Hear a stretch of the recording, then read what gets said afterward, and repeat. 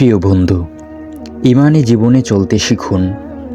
সত্যিকারভাবে হতবাগা তো সেই যে ইমানের নূর থেকে বঞ্চিত, যার কাছে বিশ্বাসের সম্পদ নেই।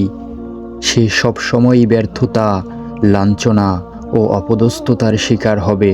আল্লাহ তাআলা পবিত্র কুরআনুল কারিমে বলেন যে আমার স্মরণ থেকে মুখ ফিরিয়ে নেবে তার জন্য রয়েছে এক কষ্টদায়ক জীবন, আর আখিরাতে আমি তাকে উঠাবো অন্ধ করে। এটা ঠিক আত্মাকে পবিত্র করা আর উদ্বিগ্নতা ও দুশ্চিন্তা দূর করার একমাত্র মাধ্যম হচ্ছে সমগ্র বিশ্বজগতের প্রতিপালক আল্লাহর উপর পরিপূর্ণ ঈমান রাখা। প্রকৃতপক্ষে ঈমান ছাড়া জীবনের কোনো স্বাদ নেই। যারা ঈমানের নূর থেকে বঞ্চিত, তারা তাদের জীবনের বোঝা, শৃঙ্খল ও অন্ধকার থেকে মুক্তির কোনো পথই পাবে না। ঈমানহীন জীবন হতভাগা জীবন।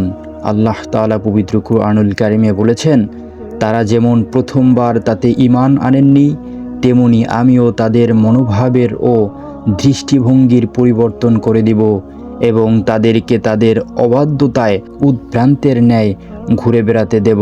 আপনার ঈমান বেশি মজবুত বা দুর্বল হবে, সে অনুপাতেই আপনার সুখ, শান্তি ও সৌভাগ্য লাভ হবে। আল্লাহ তাআলা কুরআনুল কারিমে বলেছেন, মুমিন হয়ে পুরুষ ও নারীর মধ্যে যে কেউ সৎকর্ম করবে তাকে আমি নিশ্চয়ই পবিত্র জীবন দান করব এবং তাদেরকে তাদের কর্মের শ্রেষ্ঠ পুরস্কার দান করব।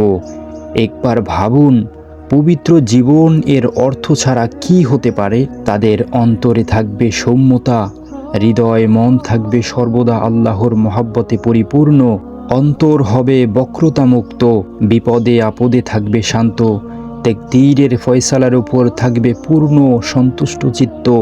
তারা আল্লাহকে রব হিসেবে, ইসলামকে দিন হিসাবে এবং রাসূল করিম সাল্লাল্লাহু আলাইহি ওয়াসাল্লামকে রাসূল হিসেবে মেনে নিয়েছে।